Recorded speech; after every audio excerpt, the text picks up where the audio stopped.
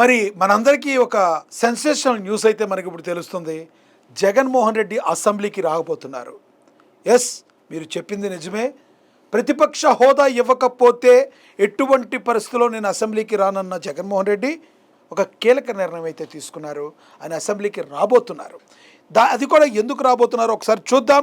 మాజీ సీఎం జగన్ కీలక నిర్ణయం తీసుకున్నారు. మరి బుధవారం రేపు నుంచి అసెంబ్లీ బడ్జెట్ సమావేశాలు ప్రారంభం కానున్నాయి. తొలి రోజున గవర్నర్ ప్రసంగంతో సమావేశం ప్రారంభం కానుంది. ఈ సమావేశాలకు వైసీపీ హాజరు పైన కొద్ది రోజులుగా చర్చ అయితే జరుగుతుంది. తాజాగా పార్టీ నేతలతో భేటీ సమయంలో జగన్ సభకు హాజరుపై స్పష్టత ఇచ్చారు. జగన్తో పాటుగా ఎమ్మెల్యేలు కూడా సభకు హాజరు కాబోతున్నారు. అయితే ఇక్కడ అసలు ట్విస్ట్ ఉంది. కాగా వైసీపీ ఇదే సమయంలో మరో ఆసక్తికర నిర్ణయం అయితే తీసుకుంది. అదేంటంటే ఏపీ అసెంబ్లీ బడ్జెట్ సమావేశాలు ప్రారంభం కానున్నాయి. గవర్నర్ అబ్దుల్ నజీర్ ప్రసంగంతో సమావేశాలను ప్రారంభించనున్నారు. తర్వాత బీఎస్సీ సమావేశంలో సభ నిర్వహణ అజెండా, ఎన్ని రోజులు సమావేశాలు కొనసాగించాలనేది నిర్ణయం తీసుకుంటారు. కాగా సమావేశాల తొలి రోజు గవర్నర్ అబ్దుల్ నజీర్ ప్రసంగానికి హాజరు కావాలని మాజీ సీఎం జగన్ తాజాగా నిర్ణయం తీసుకున్నారు. ఆ రోజు మాజీ సీఎం హోదాలో జగన్ వాహనాన్ని అసెంబ్లీ ప్రాంగణంలోకి అనుమతి పైన శాసనసభ వర్గాలను వైసీపీ నేతలు ఆరా తీసినట్టుగా తెలుస్తుంది. ఇందుకు శాసనసభ వర్గాలు కూడా సుముఖతను వ్యక్తం చేసినట్టుగా మనకి సమాచారం అయితే ఉంటుంది. ఇక 2024 ఎన్నికల తర్వాత ఎమ్మెల్యే ప్రమాణ స్వీకారం, గవర్నర్ ప్రసంగ కార్యక్రమాల కోసం అసెంబ్లీకి వైసీపీ ఎమ్మెల్యేలు వచ్చారు. ఆ తర్వాత నుంచి శాసనసభ సమావేశాలు డుమ్మా కొట్టారు, వాళ్ళు బాయ్కాట్ చేశారు. వైసీపీకి ప్రతిపక్ష హోదా ఇవ్వలేదని ఆ పార్టీ నేతలు ఎప్పటి నుంచో కూడా మాకు ప్రతిపక్ష హోదా ఇవ్వాలని వారు డిమాండ్ చేశారు. ఇక ప్రతిపక్ష హోదా ఎప్పుడు ఇవ్వాలి, ఎవరు ఇవ్వాలి అంటే అది ప్రజలు ఇవ్వాలి. మీకు మరి కేవలం 11 సీట్లు మాత్రమే వస్తే మీకు ప్రతిపక్ష హోదా ఎలా వస్తుంది అని చెప్పి కూటమి ప్రభుత్వం ప్రశ్నిస్తుంది. ప్రధానంగా ముఖ్యమంత్రి చంద్రబాబు, ఉప ముఖ్యమంత్రి పవన్ కళ్యాణ్ అయితే సూటిగా ప్రశ్నించిన పరిస్థితి మనందరికీ తెలుసు. ఇక గవర్నర్కు గౌరవం ఇచ్చేలా ఈ కార్యక్రమానికి హాజరివ్వాలని నిర్ణయించారు. ఎన్నికల్లో ఓడిన తర్వాత గవర్నర్ ప్రసంగానికి మాత్రం హాజరు అవుతున్నారు. గవర్నర్ ప్రసంగం సమయంలో వైసీపీ ఎమ్మెల్సీలు, ఎమ్మెల్యేలు నిరసనకు దిగే అవకాశం కనబడుతుంది. తమ పార్టీ నేతల ఇళ్లపైన జరిగిన దాడులపైన నిరసనకు దిగాలని డిసైడ్ అయినట్లుగా తెలుస్తుంది. అసెంబ్లీ సమావేశం తర్వాత పార్టీ ఎమ్మెల్సీలు, ఎమ్మెల్యేలతో జగన్ ప్రత్యేకంగా సమావేశం కానున్నారు. భవిష్యత్ కార్యాచరణపై ఆయన దిశానిర్దేశం కూడా చేయనున్నారు. ఇక కాగా ఎమ్మెల్యేల గైర్హాజరు పైన కూటమి నేతలు వరుసగా విమర్శలు చేస్తున్నారు. సభకు హాజరు కాకుండానే జీతభత్యాలు తీసుకుంటున్నారని, వారిపై చర్యలు తీసుకునే ఆలోచన చేస్తున్నట్టుగా తెలుస్తుంది. ఇటు ప్రభుత్వం పైన రాజకీయంగానూ ఒత్తిడి పెంచే వ్యూహాలతో జగన్ సిద్ధమవుతున్నట్లుగా మరి తెలుస్తుంది.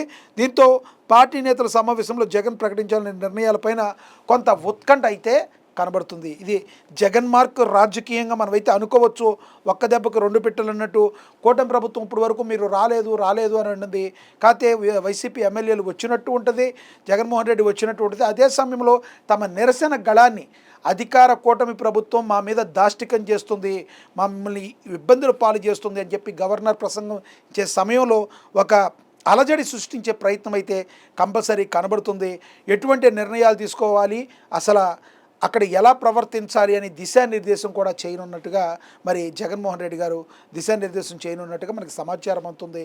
ఇంకొకటి, ఆయన రేపు రావడం పులివెందుల ఎమ్మెల్యేగా రారు, మాజీ ముఖ్యమంత్రి హోదాలో ఆయన కారు లోపలికి వెళ్ళే అవకాశం కనబడుతుంది. కాబట్టి మరి ఇప్పటి వరకు కూడా గవర్నర్ ప్రసంగానికి వెళ్ళలేదు. కాబట్టి ఇప్పుడు గవర్నర్ ప్రసంగించే సమయంలో ముందుగా అక్కడ వైసీపీ ఎమ్మెల్యేలు మరి హాజరయ్యే అవకాశం చాలా స్పష్టంగా కనబడుతుంది. జగన్మోహన్ రెడ్డి గారు కూడా హాజరవుతారు. ఆ తర్వాత సభలో ఎలాగ తీసుకోవాలి నిర్ణయాలు, ఎంతసేపు ఉంటారా కాసేపు, మరి ప్రజల యొక్క వాడిని ప్రజల యొక్క గొంతుకును వినిపిస్తారా, లేదంటే మమ అనిపించి మళ్ళీ వెళ్ళిపోతారా?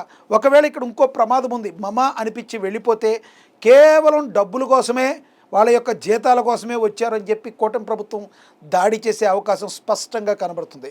ఒక నిర్ణయం తీసుకునేటప్పుడు మరి నిజంగా తూతూ మంత్రంగా కాకుండా నిజంగా వెళ్ళి గవర్నర్ ప్రసంగాన్ని అడ్డుకుంటే, మీకు అన్యాయం జరిగితే మీకు అన్యాయం జరిగిన దాన్ని శాసనసభలో చెప్పాలి.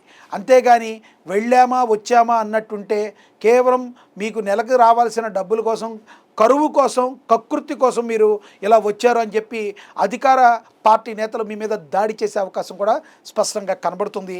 ఎందుకంటే డబ్బులు పని లేదు, మా ఇప్పుడున్న ఎమ్మెల్యేలు అందరూ కూడా వాళ్ళకి ఆ డబ్బులతో పనేం లేదు, ఆ జీతంతోనే బతికే పరిస్థితిలో ఉన్న ఎమ్మెల్యేలు ఎవరు లేరని సాక్షాత్తు జగన్మోహన్ రెడ్డి గారు చెప్పిన పరిస్థితి మనందరికీ తెలుసు.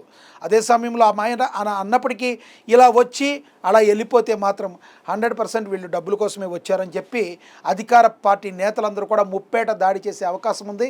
మీరేమనుకుంటున్నారు? రేపొద్దున అసలు వైసీపీ ఏ రకంగా మరి ముందుకెళ్ళే అవకాశం ఉంది? ఏ రకంగా తమ యొక్క నిరసన గళాన్ని ఏమైనా విడిపిస్తుందా? ఏ రకంగా చాకచక్యంగా ఉంటుంది? జగన్మోహన్ రెడ్డి ఎంతసేపు ఉంటారు అని మీరు అనుకుంటున్నారు? శాసనసభలో కింద కామెంట్ బాక్స్ రూపంలో కామెంట్ చేయండి. ఇవాళ స్పెషల్ చూస్తున్నాను. ఏనన్ నమస్తే.